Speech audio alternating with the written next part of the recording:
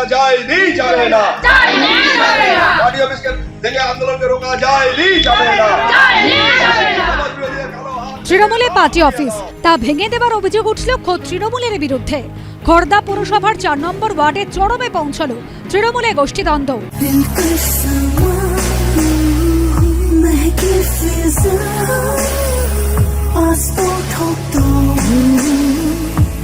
Monet Passport, French artistry in perfumes.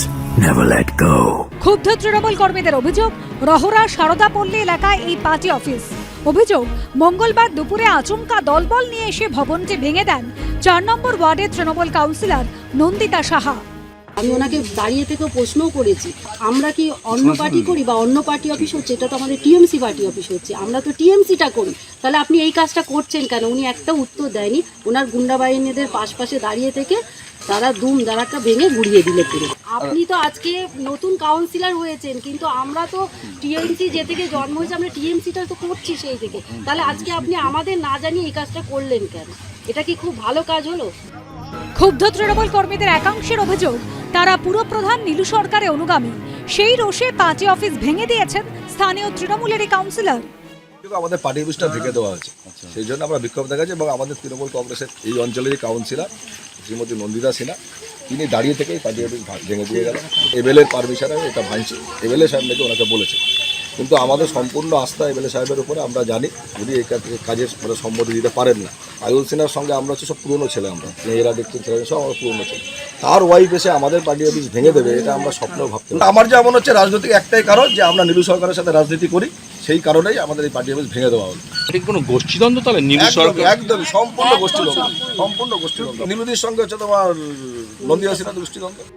পাল্টা তৃণমূল কাউন্সিলরের দাবি, ভবনটি বেআইনিভাবে নির্মাণ করা হয়, পুরসভাকে জানিয়েও কাজ হয়নি বলে অভিযোগ। এরপর বিধায়কের সঙ্গে কথা বলার পর অফিসটি ভেঙে দেন। ওটা কোনো তৃণমূল পার্টি অফিস নয় এবং ওরা তৃণমূল কর্মী নয়, ঠিক আছে? আমি নিজে তৃণমূল পার্টিটা করছি, আমি তৃণমূল একটা পার্টি অফিস আমি ভাঙতে পারি না কখনো, এটা একটা কথা। আর সবথেকে বড় কথা, ইললিগাল কনস্ট্রাকশন রাস্তার ওপরে। এবং আমি দীর্ঘদিন মিউনিসিপ্যালিটিতে জানিয়েছি, সেখান থেকে যখন কোনো স্টেপ নেয়নি। আমার কাছে ওয়ার্ডের লোকজন আসছে, আমাকে বলছে ওখানে বিভিন্ন রকম অসামাজিক কাজ হচ্ছে, মেয়েরা যেতে পারছে না, টোন টিটকিরি কাটছে। সুতরাং আমি একটা প্রোগ্রামে আমার সঙ্গে এমএলএ স্যারের দেখা হয়েছিল, আমি স্যারকে জানিয়েছি। স্যার বললো, তুমি কি পৌরসভায় জানিয়েছো? আলাম হ্যাঁ আমি জানিয়েছি। কিছু করেনি? আলাম না। তাহলে তুমি তোমার স্টেপ নাও। এখন স্টেপ তো একটাই হয়, এটা ভেঙে দাও। ভেঙে দিয়েছি। নিজেদের গোষ্ঠীর দ্বন্দ্বের ফল, এক গোষ্ঠী আরেক গোষ্ঠীর পার্টি অফিস ভাঙলো। এই কালচার শুধু এখানে নয়, সারা বাংলায় চলছে, খড়দাতেও চলছে, আশেপাশের সমস্ত বিধানসভাগুলোতেও চলছে। আগামী দিনে আরও বৃদ্ধি পাবে। কে এলাকার অঞ্চলের দখল নেবে, তার লড়াইয়ের ফল এই পার্টি অফিস ভাঙা। তৃণমূল কংগ্রেসের কাউন্সিলর সিআইসি তৃণমূল কংগ্রেসের পার্টি অফিস গিয়ে ভাঙছে। পুজোর মুখে এই দ্বন্দ্ব ঘিরে অস্বস্তিতে শাসক শিবির। সমীরণ পালের রিপোর্ট, এবিপি আনন্দ, উত্তর 24 পরগনা।